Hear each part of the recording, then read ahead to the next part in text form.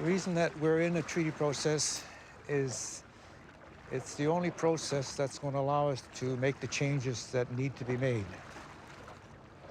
We also want to negotiate a land settlement for the Numgis before any more of our territory is alienated to third parties. A land settlement will also allow the Numgis to remain a distinct peoples within Canada with their own land base. The most important part of our identity and who we are as Numgis is established by our first ancestor story and places us directly at our Gwatney River. When the transformer Gwathnikilog traveled around the world, he eventually returned to the place where Gwathanalis lived. Gwathnikilog asked, "Would you like to become a cedar tree?" Gwathanalis replied, "No, cedar trees, when struck by lightning, split and fall. Then they rot away for as long as the day shall dawn in the world." Gwathnikilog asked again, "Would you like to become a mountain?"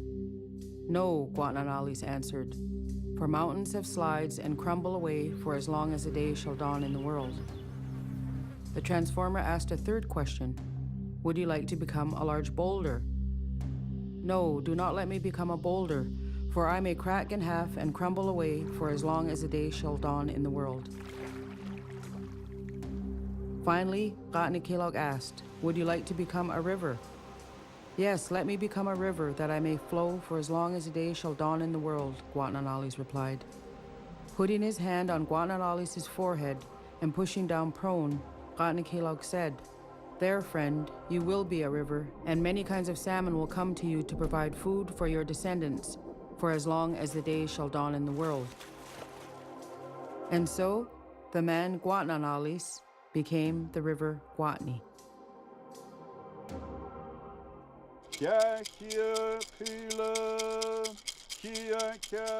One of the key elements of our treaty negotiations is our Gwatney River watershed. At one time, our river was the fifth largest producer of salmon on the coast. Our Gwatney River hatchery has been in operation since the 1970s after grave concern about the diminishing numbers of salmon returning.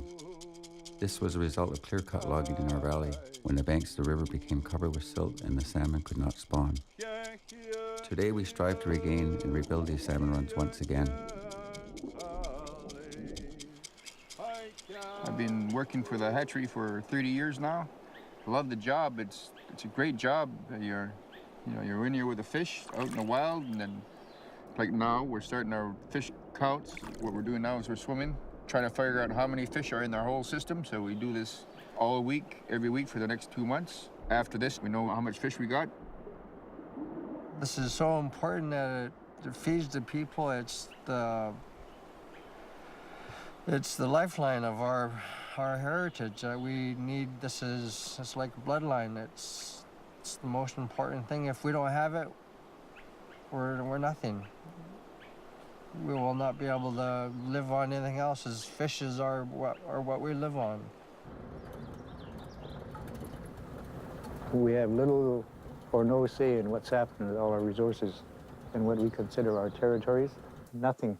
I mean, we can sit and complain for another 50 years of what's going on here, but I don't really see an option other than maybe going the legal route, which we can't quite afford. But I see this treaty as the only real sensible thing that I think we can do. Some of the other key aspects of what we're negotiating that's really positive, it's allowed us to develop capacity in the Otley Resources, which is our forest company, and it's allowed us to let all the developers know that they need to come to us to get agreement on any developments in our territories. Orca Sand and Gravel, even though it wasn't necessary for them to come to us, they did come to us to get permission to do further development, after which we became partners and also an agreement to have a certain amount of employment, 50% employment at the quarry. And it's now one of the biggest quarries in British Columbia. In our continued role of stewardship over our waters, we have our fisheries guardians who monitor the sports fishermen activity in Area 12. They count the boats and how many hooks are in the water at any given time. They monitor the wildlife, count whales, seals, and sea lions.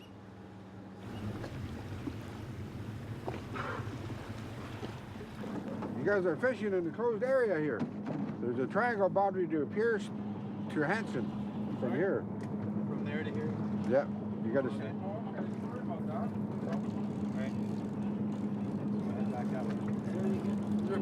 Yeah, this is a nursery for rockfish here. Well, I haven't seen this long this morning.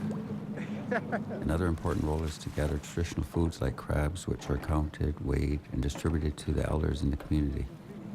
Here is America's deadliest catch right here. One crab. This one's soft. So this one's too soft. It would have been keepable.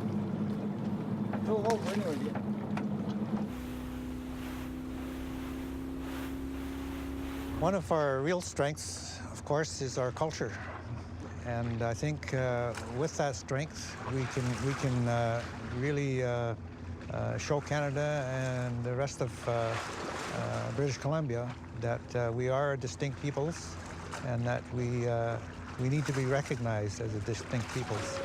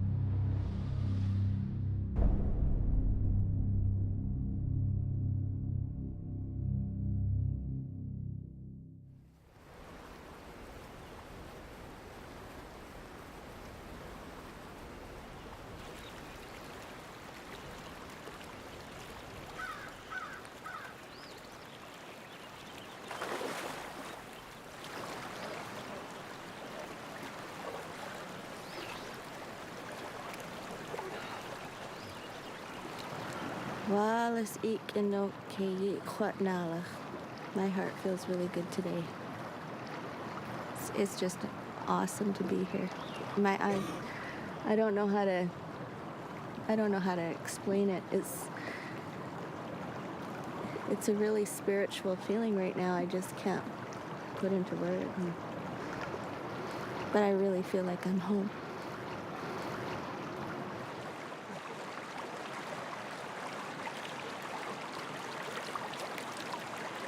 This is where our ancestors came to do cleansing and purification.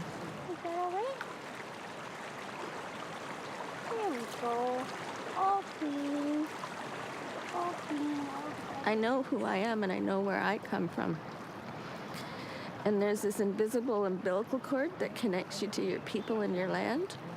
But how do you teach that to children in a classroom?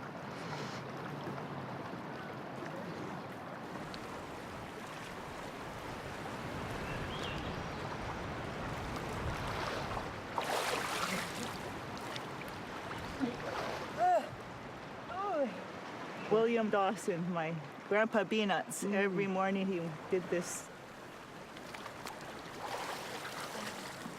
Now I know how it feels, and it's powerful, powerful.